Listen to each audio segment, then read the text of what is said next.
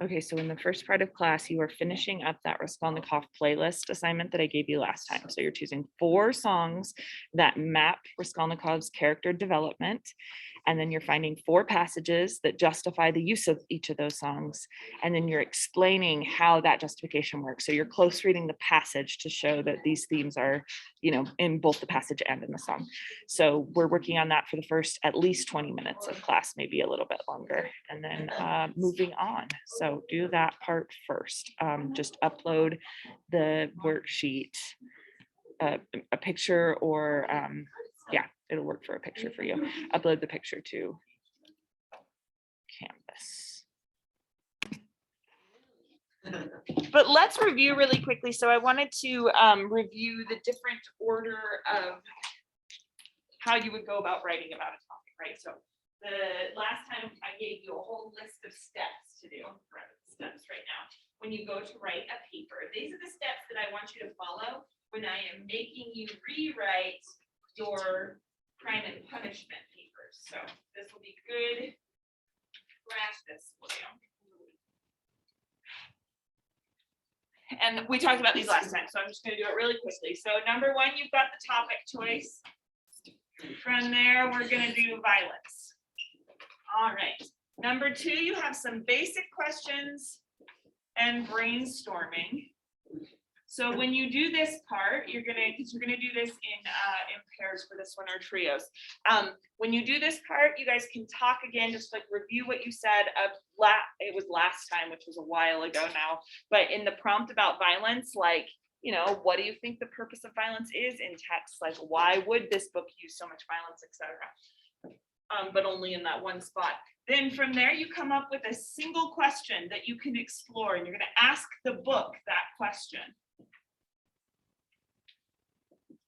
This is what we've been practicing with your guiding questions that I've been making you write. So you're going to ask the book a guiding question about violence. From there, you're going to speculate about the theme or speculate about the answer to this question. So that's when you're saying, okay, how would the book answer this question, just from like my memory of how the book goes, right? How did I missed one. Nah, that's all right. All right, number 5, you are going to find the evidence. I'm going to show you where the evidence is for this. Number 6, you're going to close read that evidence. This is where you look very, very carefully at the words and the word choices, just like we were doing that last time when we spent like an hour on the epilogue, maybe even an hour and a half on the epilogue. You're going to do that on your own. Then you're going to refine the theme. So remember, the theme is the answer to this question. So you're going to refine that and get it perfectly written. And from there, you're going to notice the patterns in the text.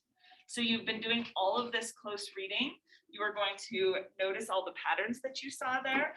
And then last but not least, you are going to write a thesis statement that combines theme plus patterns. So I'm gonna have you do this just like how you would write a thesis statement based on that information. And then we're gonna, once you're done with it, we're gonna spend a lot more time talking about how to make your thesis even stronger. So for this activity, actually, I kind of want to do bigger groups for this. So you 4 like working together, right? Okay. Not at all. Are you productive when you work together? Yes. Okay. All right. So then I'll have you 4, 1, 2, 3, 4, 5, 6, 7, and you let's have you 4 plus Octavia and Abby. You guys go to this side of the room, move over. And then the rest of you guys, Ash and Whitney, I'm gonna have you move over to this side of the room. Make it so your desks face each other. So get into little circles. 15 seconds. 14, 13. You gotta move so that everyone can be in the circle, right? So it won't work just to be right here. That's not gonna work. Oh, everyone. Oh, Well, not that, but like this. And put this one around. Now, okay. yeah, we're gonna do it. You did it.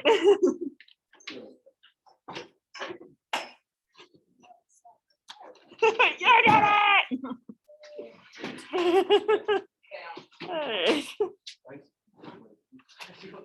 Our law, I didn't start.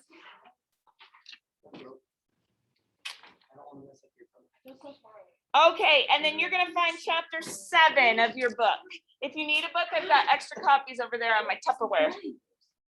Nine is so far away.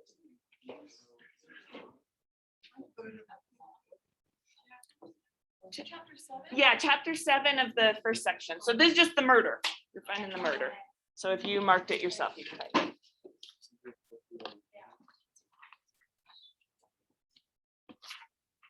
Okay, so the only part that I have done for you so far is I found you the evidence. You can use chapter 7 for this. And I am telling you what the topic is. We're going to be talking about violence. So in your group, I'm going to have everyone write this in their notes. But one person will turn it in. So have one person that's writing it on a separate piece of paper they can turn in. But everyone's going to write it. So you're going to, with your group, you're going to go through each step of this process with this topic of violence. So in your group, talk about some basic stuff that you could ask about violence, narrow it down to that single question, and then move from there with this evidence. Does that make sense?